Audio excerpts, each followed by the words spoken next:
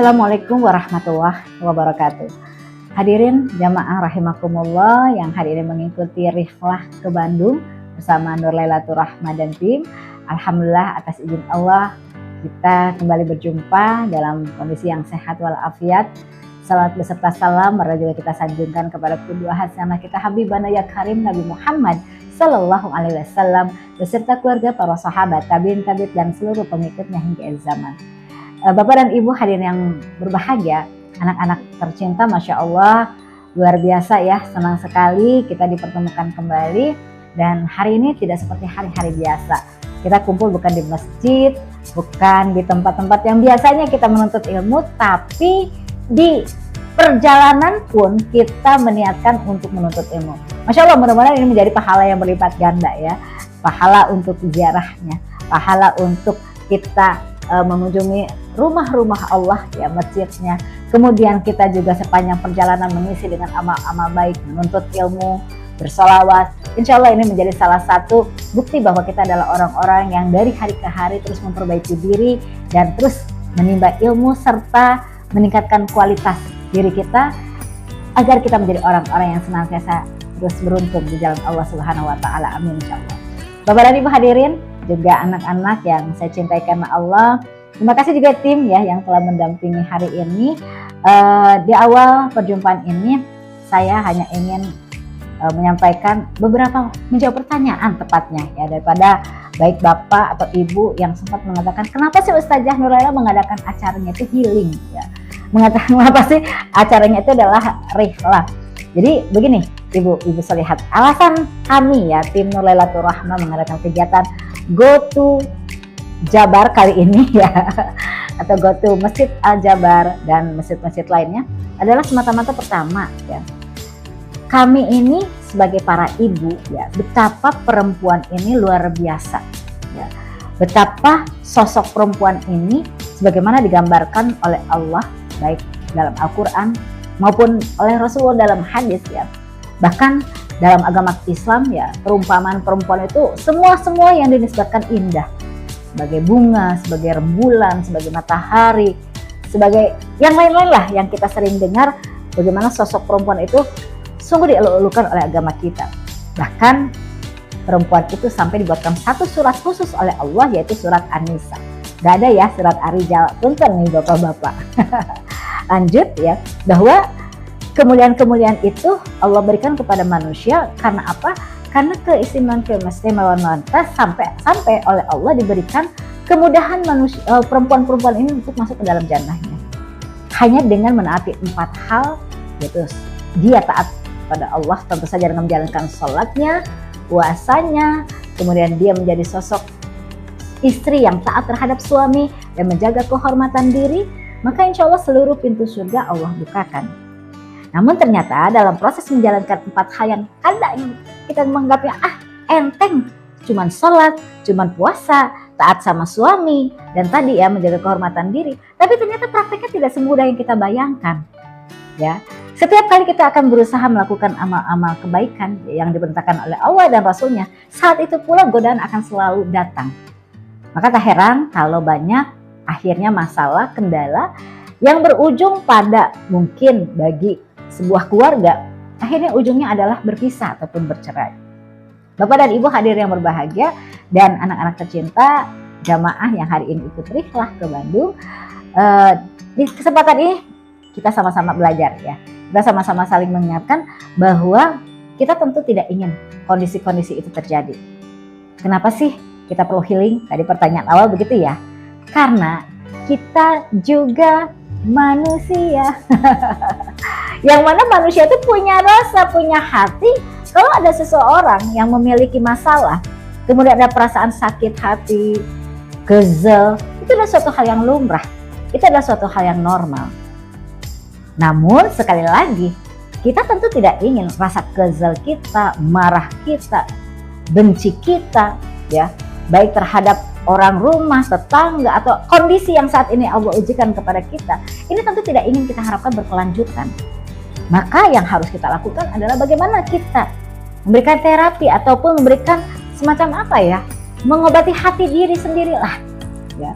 Kalau kita yang memaknai ataupun mengetahui bagaimana salah satu solusinya, misalkan dengan berzikir, mengingat Allah, ya, kemudian banyak-banyak bersolawat, mendekatkan diri kepada Allah, membaca Al-Quran, itu kita pahami, insya Allah memang akan menjadi salah satu solusi.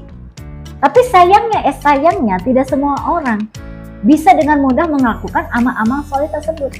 Karena biasanya sekali lagi, ketika seseorang berniat saja melakukan amal soleh, maka saat itu juga ada waswasil khannas minal jin natiwanas, ya.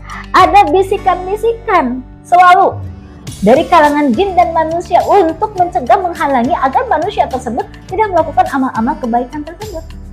Akhirnya alih-alih akan terobati hati yang sakit, yang kezal dan lain sebagainya tadi, karena kita tadi ya digoda untuk tidak dekat dengan amal-amal baik yang seharusnya ya sedianya meredam apa yang menjadi kekesalan kita hari itu, maka mungkin kita diperlukan untuk mencari solusi yang lain yang kadang kita tidak terasa bahwa itu adalah ya bagian daripada terapi.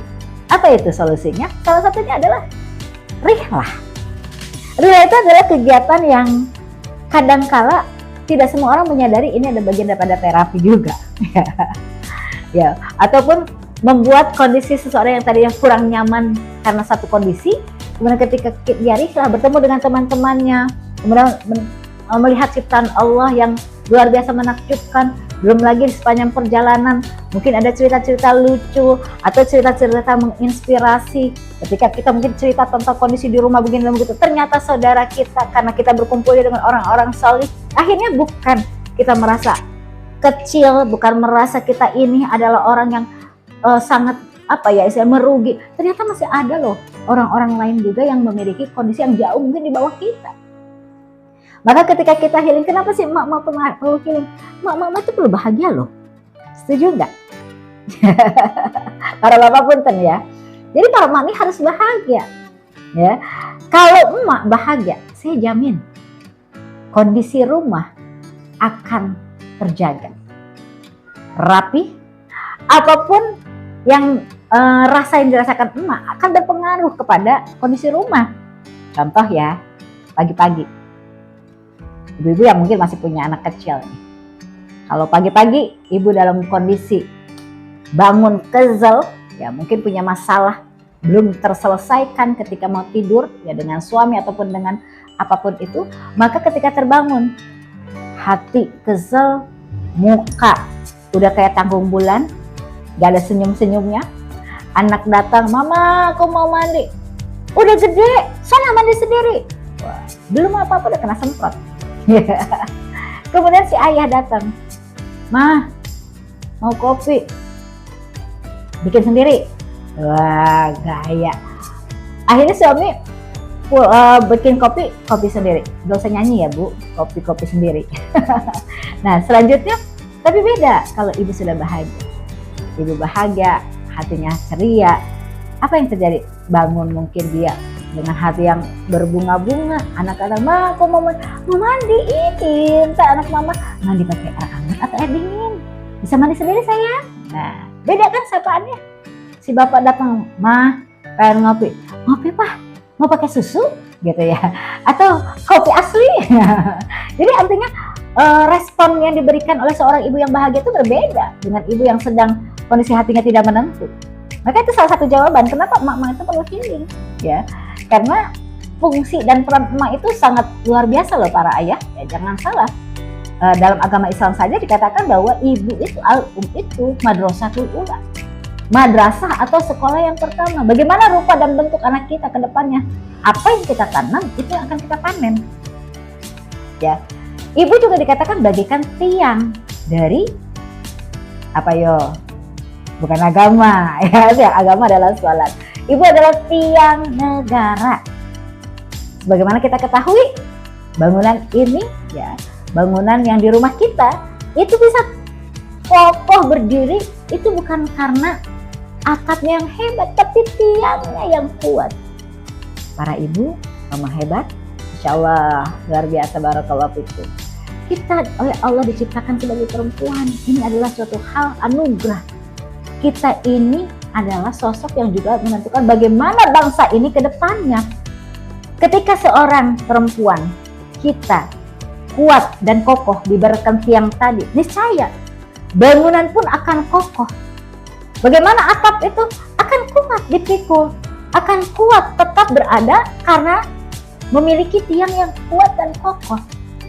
Begitu pula kondisi bangsa dan negara kita. Kalau negara kita memiliki perempuan-perempuan hebat, perempuan-perempuan yang kuat, kokoh, tidak tergoyahkan, dia punya pendirian yang kuat, dan karena satu tujuannya adalah Allah, niscaya walaupun banyak godaan, halangan, tantangan, insya Allah ya Ibu, yang kita tinggal di masa sekarang ini bukan lagi generasi Z, Y, milenial dan lain sebagainya, tapi sudah Masya Allah zaman kekinian ini kita memerlukan sekali ya, bukan sekedar imun yang kuat, tapi juga tadi semangat yang kuat, dan tentu bagaimana kita meningkatkan kualitas diri, mengupgrade diri kita dan keimanan kita, agar kita tidak tergoyahkan dengan godaan-godaan dunia yang semakin merajalela.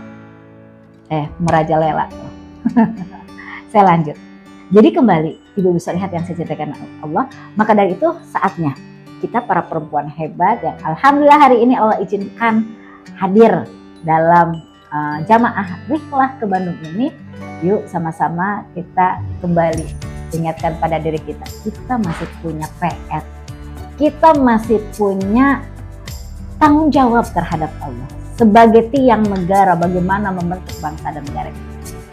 Salah satunya besok ya, Ibu bisa lihat, jangan lupa pemilu tinggal di depan mata, tanggal 14 Februari 2024. Jangan sampai kita memilih pemimpin hanya karena dirayu-rayu, apalagi rayuannya cuma selembar kertas merah, kertas biru, sembako, dan lain sebagainya. Sekali lagi, ketika kita memilih pemimpin masih hanya karena itu, waspadalah. Apakah kita ingin terulang 5 tahun ke depan dalam kondisi menderita, yang kaya makin kaya, yang miskin makin miskin? Tentu kita tidak harapkan. Maka mulai saat ini yuk kita sama-sama mengedukasi diri kita untuk memilih pemimpin sesuai dengan apa yang diharapkan oleh Allah dan Rasulnya, yaitu mereka orang-orang yang berjuang di jalan Allah. Karena yakinlah ketika yang terpilih orang-orang yang berakhlak baik, yang berjuang untuk Allah, maka dia akan amanah. Dia ingin kemenangan itu juga dinikmati. Mereka berjuang bersama rakyat, mereka menang bersama rakyat, maka bahagianya pun akan bersama rakyat. Bismillah ya Bu ya, bersama kita bisa wujudkan pemimpin yang akan membawa perubahan bangsa ini menjadi lebih baik. Dan insya Allah mak-mak, itulah penting yang kenapa kita healing. Kita harus bahagia biar keluarga kita juga sejahtera. Siap memiliki keluarga sejahtera? Baik, siap. Insya Allah dengan niat dan ikhtiar yang kuat, insya Allah kita bisa menjadi hamba-hamba Allah, pribadi-pribadi yang lebih baik. Selamat berhealing-healing. Insya Allah pulang dari sini kita lebih bahagia, lebih happy, keluarga pun akan sejahtera. Salam. Assalamualaikum warahmatullahi wabarakatuh.